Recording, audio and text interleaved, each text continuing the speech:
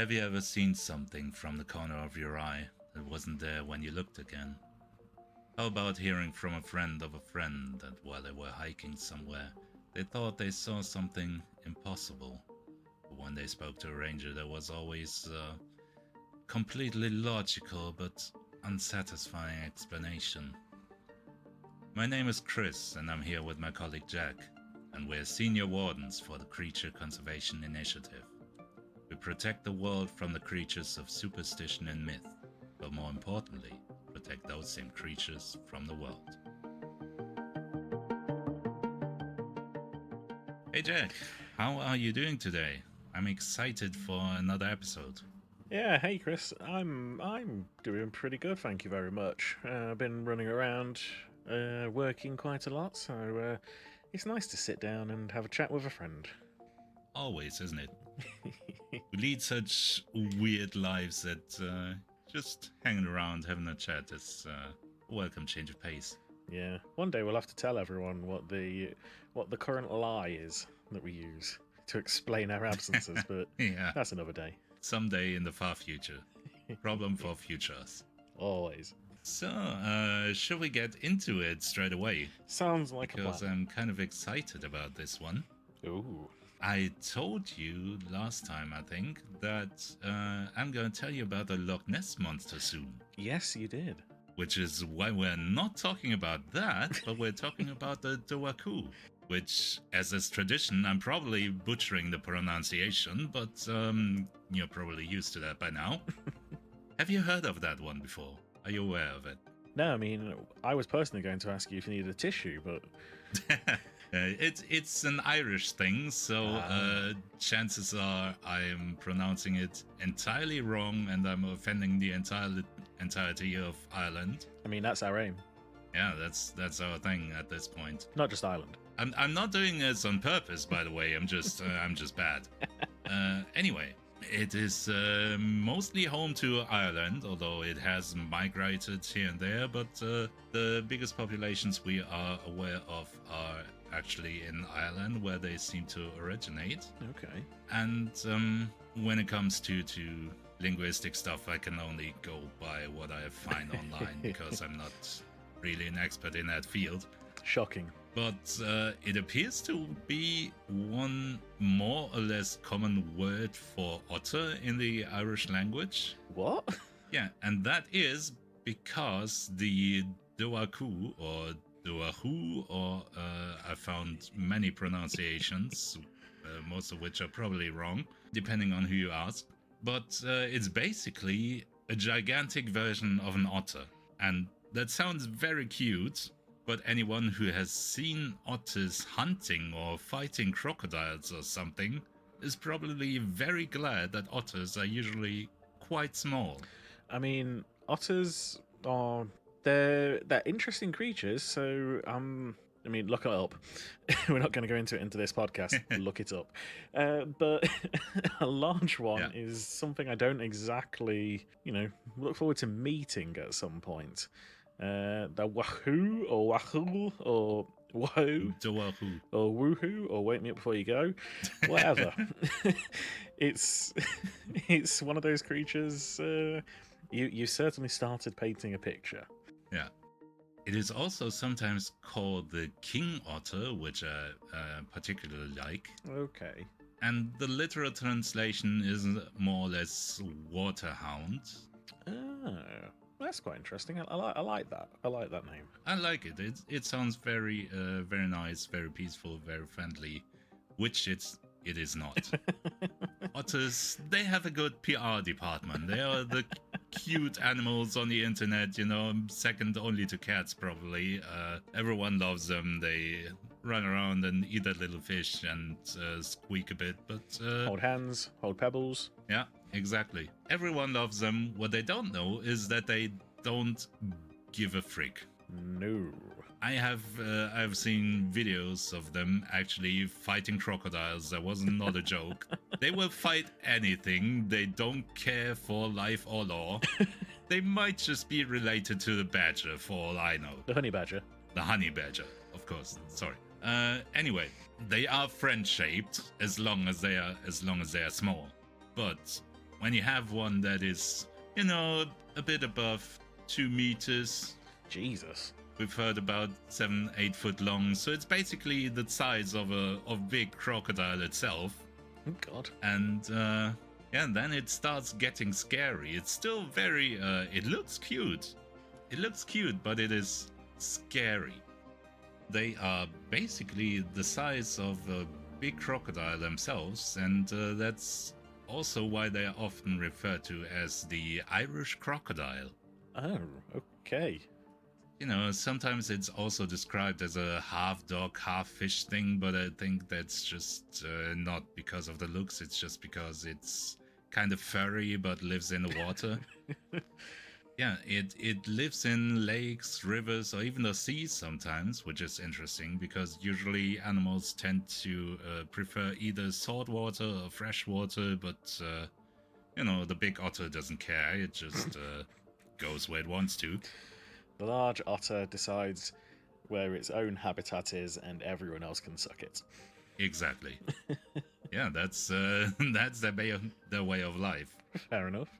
Yeah, we don't know too much about it. The history is mostly oral, so a lot got lost and everything. But what we do know is that it is just like its smaller cousin.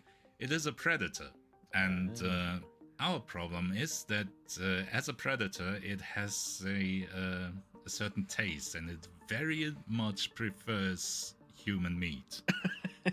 I've noticed a thing with a lot of these like water-based creatures that seem to be quite large. People seem to be very tasty. Do you think they like pork? It seems like it. Maybe it's kind of like, you know, it's something you don't get in the water. It's kind of like an exotic meal, you know? We're a delicacy to this massive otter. Yeah. Isn't that great? So it's not like it's gonna starve if there's no humans around, but if there are humans, it will always prefer to eat those if it can get them. And, you know, the more it is convinced that it can get humans in a particular area, the less likely it is to eat other things, because it's just wait for the next person to stumble into its habitat, so to speak. So these creatures are gourmets. They would prefer the high quality meats. Yeah, I mean, like with most animals, right? There's things they like particularly. They like very much, and if they have the choice, or they have learned that they can get the better thing, then they are not gonna eat the cheap cat food. They're gonna wait for you to get out the chicken hearts or whatever. Yeah, but that's like for most wild animals, that's things like eating the liver because there's most nutrients in that area before eating anything else. Not, you know what, this big lovely steak is not really doing it for me today. I'm gonna go eat little Timmy. I mean, what is little Timmy if not a steak on 2 legs? Okay, touche. Yeah, so that really is a problem because they are big, but they are still quite fast. Especially if you're in the water, then they're gonna... Most things are faster than humans in the water anyway. Not wrong. But even on land, I mean, you know otters, they are quite nimble and agile, and the same is true for the big one. It's just bigger and stronger. So you're not gonna outrun it in a race, and that usually does not end bad. It doesn't end bad. It does end bad, sorry. It usually... Well, it doesn't end bad for the Duaku. But for the person involved, it usually ends bad. Yeah, you gave me some hope for a second there. Yeah, no, it's all a matter of perspective. True, very true. What's a bad day to you is a good day to the Waku. Exactly. Editing Jack here. I just need to say, I realised I was definitely saying the name wrong right at the end.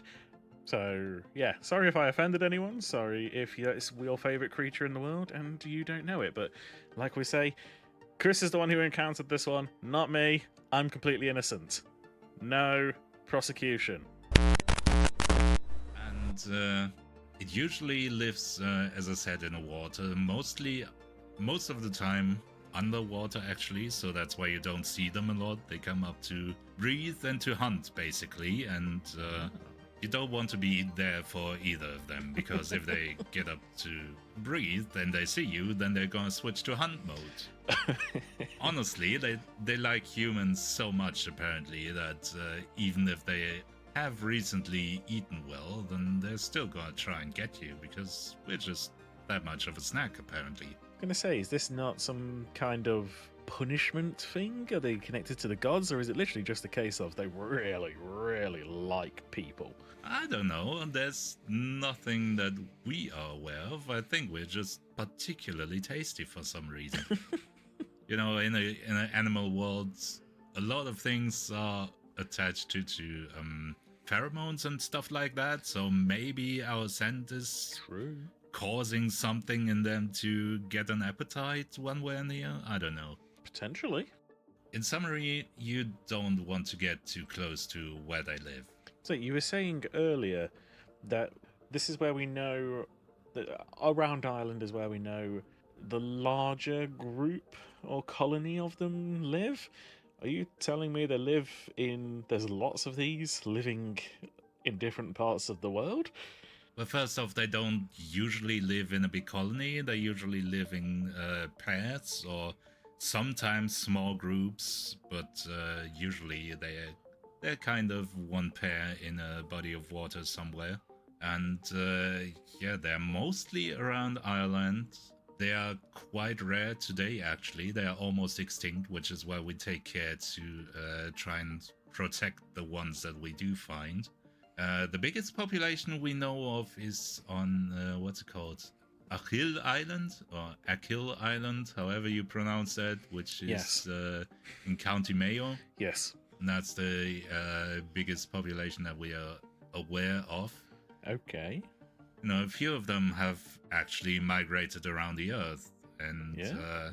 you know, for example, you might have heard of the US equivalent to Nessie, which is called Bessie, because they are creative. And no, it's a creature that apparently lives in Lake Erie, Okay. but it is actually one of these Dobhar Chus, and it seems like somehow it followed Irish immigrants around and ended up over there. We're not quite sure how that happened, but A particularly tasty Irishman? either that, and it was just determined enough to cross the sea and follow the boats, or, you know, sometimes people like to keep weird exotic pets. How the hell do you keep one of these things as a pet? I don't know. Maybe if it's small enough, you know, people with tiny gators, they're all like, "Oh, it's cute," and then it's suddenly 3 meters long, and you're scared for your life. So maybe it was something like that. I don't know. Fair enough. Well, the other question, I mean, I've got two questions. One of them, we'll get to the first one first. That's a good idea. You know what I mean. I just got off a flight, okay? I was doing a job recently. Fair enough. I know the feeling. But no, like the first one, do we contain these creatures? Well, usually we try to, you know, we always try to let them be, and we try to only let them go wild in areas where there are not a lot of humans around. So Okay. when they get too close, or rather, usually it's the case that humans get too close with their cities and villages and whatnot, they basically encroach on their territory, which is a problem for most wildlife, but also, you know, for our specific area. Yeah, of course. And that's when we kind of have to intervene sometimes, because you know, it usually ends up with a lot of people eaten and or the animals getting killed in response. So that's Sure. when we try to move them somewhere else where they are not around people all the time. Yeah. And yeah, if we can't find a place, because as I said, they usually only live in pairs, and they are not too much of social creatures, or at least not with other ones that they do not know all too well. If we can't find the proper place and we have a few habitats set up where we can basically keep them in captivity if we have to, but we usually try to find some remote areas where we can just put them in a body of water somewhere, put trackers on them, keep track of them, and then let them run around. Okay. Well, second question, very simply. Yes. You were saying this thing's connected to Nessie. Yes, I did. That's correct. Was that the question? How? That's the interesting part. The Dohaku, as we know it, is actually not a mature animal. Jesus. It is the immature form of what we know as the Loch Ness monster, commonly. What? Yes. So basically, it grows up in Ireland, and then, some animals kind of, when they mature or when they get to a certain point in their reproductive cycle, they migrate somewhere else. Yeah. And basically, these creatures grow up in lakes and rivers somewhere around Ireland. Then they grow up and migrate up towards Scotland. And then they basically go through a little kind of metamorphosis, and necks get longer a bit, and they get a bit more docile, if that's the right word. They're not as aggressive hunters anymore, and they chill out a bit. Yeah, they chill out a bit.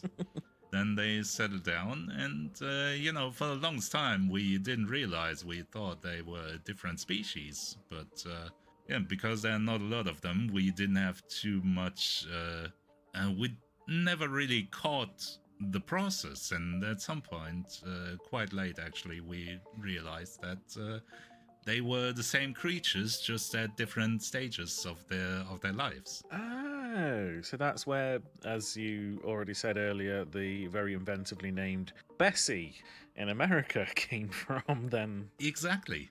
Oh. Yeah. So there is literally another Loch Ness monster in America because it's a grown-up form of the Waku.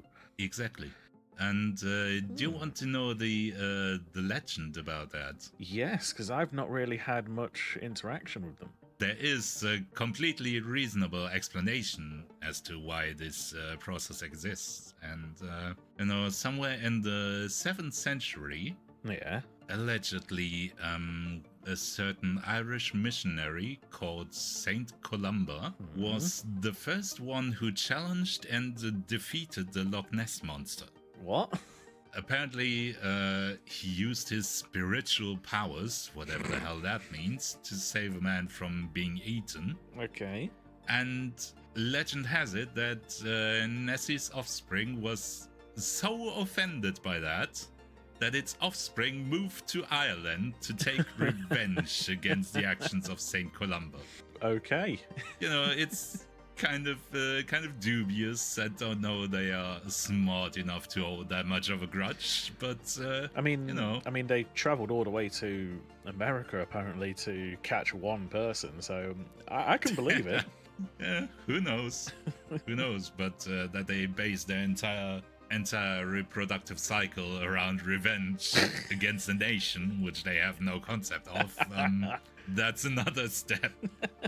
But who am I to contradict the church? Fair enough.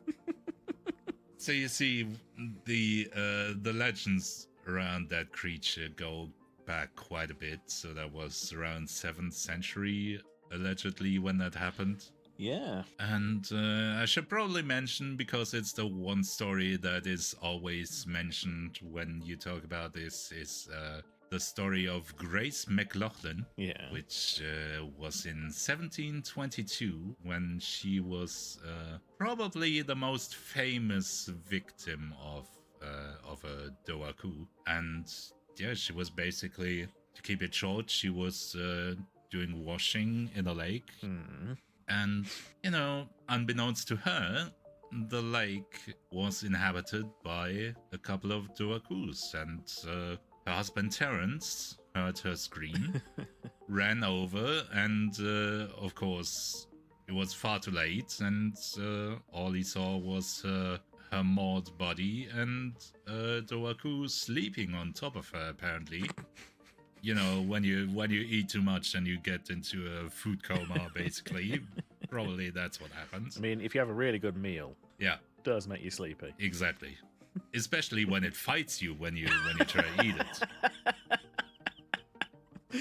Okay. Anyway, Terence goes, grabs the dagger, kills the thing, which I don't know. Either that part is enhanced a bit, or it was one hell of a dude, because I'm not going up against one of these with a dagger. But you know, maybe if it was still sleeping or something, I don't know. Anyway, you know how I mentioned that they live in pairs usually. Yeah. And their hunting strategy is usually that only one of them goes out, and only when it's basically in trouble, it yells out to its mates, and then basically calls for backup. Okay. So Terence kills this thing, but as it is dying, it lets out this yell, and it's, you know how the normal otters we know, they kind of squeak a bit. Yeah. That kind of noise. And it's similar to that, but you know, the difference in vocalizations between a house cat and a tiger. Yeah. You know, that Yeah. it's kind of similar, but bigger, for lack of better word. Yeah, it's a higher decibel. Yeah, higher decibel. And it's almost like a whistling thing that they do, and it calls out to its mate, and its mate comes out. And, you know, depending on the version of the story, there's a long and bloody battle, or Terence is chased around for ages, so long that he has to have his horses hooves. No, what's the word? To replace its Shoes? horseshoes. Oh, it has to have the farrier out, yeah. Yeah, exactly. Anyway, of course, at some point he defeats it because he's the big Terence, and Oh, it's that Terence, the big Terence. yeah, the big Terence. Not just a big Terence, but the big Terence. Yeah, so that's the most famous story that you usually hear in that context, Okay. which is, you know, the usual slightly enhanced truth of people who kind of came in contact with a dangerous creature. Yeah. But it probably happened something like that, maybe, probably. I'm going to assume probably a little bit more screaming, crying, blubbering, Yes, and a lot more luck. a lot more brown pants, probably.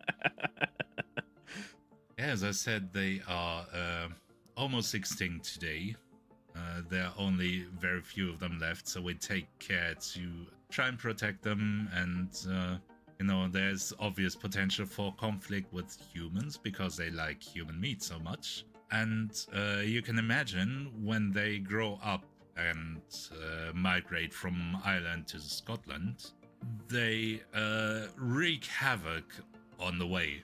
So that's why we usually try to, when they start their migration, kind of catch them and then transport them to their destination, just so they don't leave a trail of bodies across the British Islands. Makes sense. Yeah, and that's how I met these creatures. It was a while ago by now, and when we usually do that, we wait until they are ready, basically. They come out of the water, and we kind of, you know, what's it called, tranquilize them, put them in cages, ship them up, and we're done.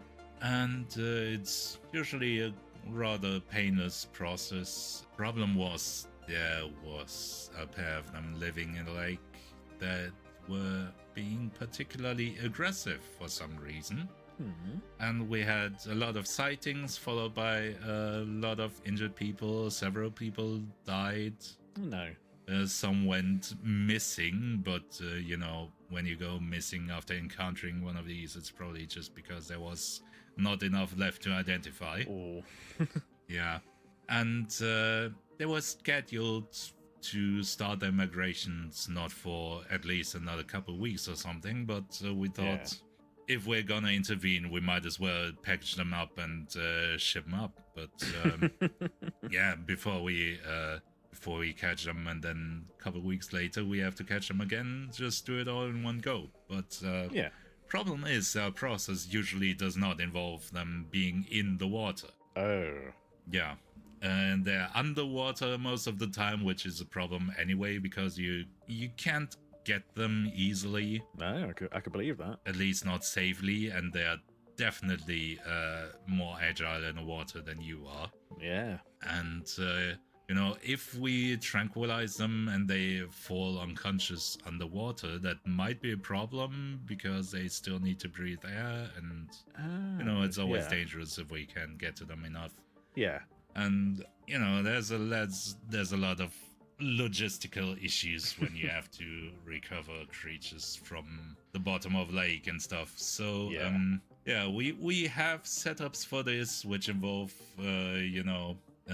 special contraptions and cages and lots of plexiglass so you can kind of attract them without actual danger and stuff. But we don't have a lot of these, and they were in need somewhere else, and we had to act now. So we had to come up with a kind of janky plan that would work right now. And that's when I took a page out of your playbook and decided that I probably have to be the bait. I was going to say, is this something I would be proud of? Maybe. Maybe. I can't wait to hear it. What we did, we got a couple of cages, and which were basically big enough for the Dobhar Chus to fit inside, and big enough for me to run through. So the plan was, I bait the first one out, run through the thing. Yeah. On my way out, basically, the cage closes behind me with the creature inside it. Yeah. That's the basic plan of it. Which, simple enough. Yeah. And it's been done before, but it's always terrifying because there is a big predator chasing you, and if you trip or the door doesn't close correctly or something, then you're gonna have a problem. Yeah, been there. Yeah, exactly. You know how it feels. Yeah, so we did the thing, and there was a little forest nearby, and there was one of our guys in the tree with a rifle to put a tranquilizer dart in the creature, and I basically just walked around the lake for a bit and tried to look as tasty as I can. Oh, and easy job for you, mate. Yeah, I'm a snack. Anyway. Anyway, I soon saw something moving under the water and began taking a few steps towards the cage. Yeah. And everything basically went according to plan. It came out of the water and started chasing me. And you never forget the sight of a ginormous otter charging at you with bloodlust in its eyes. Oh, I can believe it. So I do as we planned. I run through the cage. The cage closes behind me. Dobhar Chú runs in after me. The door closes. It can't get out. Everything perfect. Yeah. But then, of course, I have to do it again. And as we had anticipated, it was in distress and it was getting sleepy because as it came out, of course, our guy in the tree shot it with a tranquilizer dart. Yeah, and, of course. It called out to its mate because it was in trouble. And of course, it came running out of the water as we had expected. And I do the whole thing again. And it was terrifying, but everything worked to plan. Wow. I was quite proud of myself. It was sedated as well, and it was getting sleepy, and it also started to yell out. But we thought we had already caught both of them, hadn't we? Oh. Yeah. What we were not aware of was that apparently they had produced offspring. Oh no. And which was probably why there were more incidents in the area, because there was one more Dobhar Chus than we were aware of, and of course they needed more tasty human meat. Oh. So a third one emerges from the water, a bit smaller than the others, but still big enough. Big enough, quite terrifying, and we were fresh out of cages. Oh, God. So luckily, luckily Frank stayed in the tree, saw that, and also put a tranquilizer dart in it. But it takes a few minutes for a creature of that size to feel the effect. Yeah. So it chased after me, and I was scared for my life.